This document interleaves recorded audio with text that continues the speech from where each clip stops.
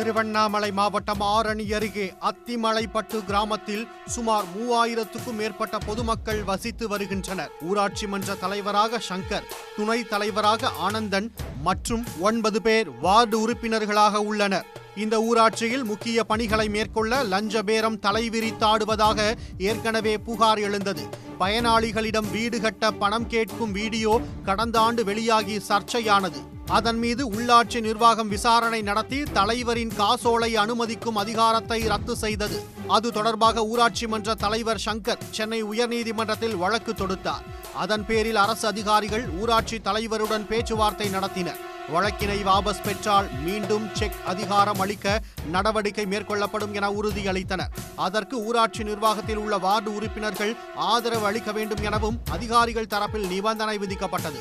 அதனால் ஊராட்சி மன்ற தலைவர் சங்கர் அனைத்து வார்டு உறுப்பினர்களுடன் செல்போனில் தொடர்பு கொண்டு ஆதரவு கோரியுள்ளார். அதற்கு வார்டு உறுப்பினர்கள் தரப்பில் 1 லட்சம் ரூபாய் லஞ்சமாக கொடுத்துவிட்டு நிர்வாகத்தில் என்ன வேண்டுமானாலும் செய்து கொள்ளுங்கள் என கூறியதாக புகார் எழுந்துள்ளது. அது தொடர்பான ஆடியோ வலைதளங்களில் வெளியாகி பரபரப்பை ஏற்படுத்தி உள்ளது. பேசுப்பா, ஏன்பா 1 லட்சம் ரூபாய் கேட்டா எங்க போக முடியும்? ஆனந்த், என்ன தெரியும், என்ன கஷ்டப்படு சொல்றதுதான் நம்ம இல்ல. அப்படி இல்லப்பா, இருக்கிறன்னு சொல்றதா இல்ல, நீ சொன்ன கேட்பாங்க. நானே இப்ப இப்ப ஒன்னே ஒண்ணு, நானே இப்ப அந்த செக் பவர் வச்சு என்ன பண்ண 8 லட்சம் எடுத்துறேன். நான் என்ன போட்டு எடுக்க முடியும்? நான் என்ன பொய் பில்லு போட்டு எடுக்க முடியுமா? இல்ல என்ன பண்ண முடியும்? நீயே சொல்லு, என்ன செய்ய முடியும்? நான் எவ்வளவு பஞ்சாயத்துல செலவாகுது, வருது போகுது. இன்னி வெறி 1 ரூபாய் 2 வருஷமா 1.5 வருஷம் எடுக்க முடியுதா? இன்னி வெறி 1 ரூபாய் எடுத்துக்க. நான் என்ன வந்து ஒரு ஜேஜிஎம் ஒர்க்கு செஞ்சேன், அதான் நான் வேலை செஞ்சு. இப்போ செக் பவர் போன பிறகு அது ஒரு குளம் ஒரு வேலை செஞ்சுக்கிறேன். அது இன்னும் பில்லே வரல. நீ யார ஒன்னா கேட்டு பாரு, அதை நான் பில்லு வாங்கிக்கணும்னு கேட்டு போறேன். சொல்லு, அது கூட நான் ஏதோ ஒண்ணு என்ன சொல்றாங்க பார்த்து பேசுறேன், பேசிட்டு பண்றேன். என்ன பண்ண விருப்பமா? நான் என்னப்பா சொல்ல போறேன்? ஆனா நான் ஒரு ஆள் முடிவு எடுத்துல அதுல அதுக்காக இல்லப்பா. இப்போ பணம் தான் முக்கியம். ஏன்பா பணம்ன்றது முக்கியம் இல்ல. இல்லப்பா, ஒரு பஞ்சாயத்துக்கு ஒரு நல்லது செய்யணும்.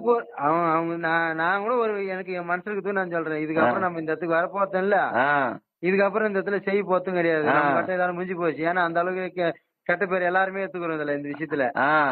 புரியுதா? இருக்கும் போது இதெல்லாம் பண்ணிட்டு எத்துன்னு காலி பண்ணிட்டு ஒதுங்கி போயினே அவ்வளவுதான். என்ன நான் கூட ஒரே முடிவு எடுத்தேன். சரி, போகும்போது இந்த ஒரு வேலை பண்ணி விட்டு போனா போனாரு, பதிவு செக் பவர் போச்சு, செக் பவர் வாங்கிட்டே இருப்பா, ஏதோ தலைவர் வந்துட்டு போயினா இருப்பா அப்படின்னு நினைச்சுட்டு தான் நான் இந்த விஷயத்துக்கு ஈடுபட்டதுன்னா இப்ப 9 லட்சம் ரூபாய் நான் என்ன மந்திரி பதிவாப்பா? அதுக்கு 9 லட்சம் நான் கொடுக்கறதுக்கு ஒரு வார்டு நம்பருக்கு 1 லட்சம். இப்போ போனது வாங்கிட்டு நீங்க தைரியமா எங்க வேணாலும் பேசலாம். ஆமா, இருக்குது.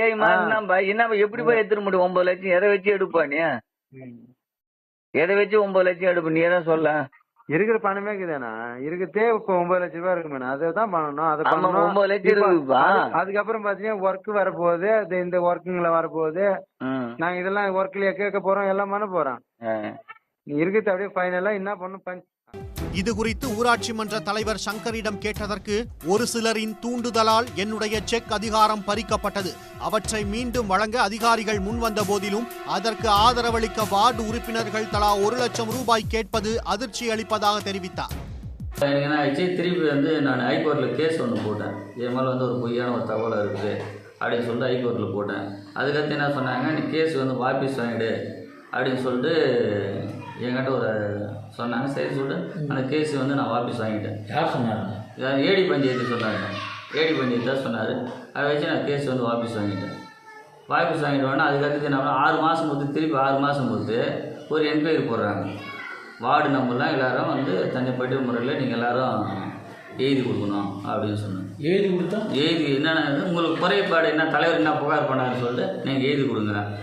அத்திமலைப்பட்டு கிராமத்தில் ஊராட்சி மன்ற தலைவரிடம் பறிக்கப்பட்ட காசோலை அதிகாரத்தை மீண்டும் வழங்க அதிகாரிகள் முன்வந்த போதிலும் அதற்கு வார்டு உறுப்பினர்கள் தலா 1 லட்சம் ரூபாய் லஞ்சம் கேட்கும் ஆடியோ சமூக வலைதளங்களில் வெளியாகி பரபரப்பை ஏற்படுத்தி உள்ளது.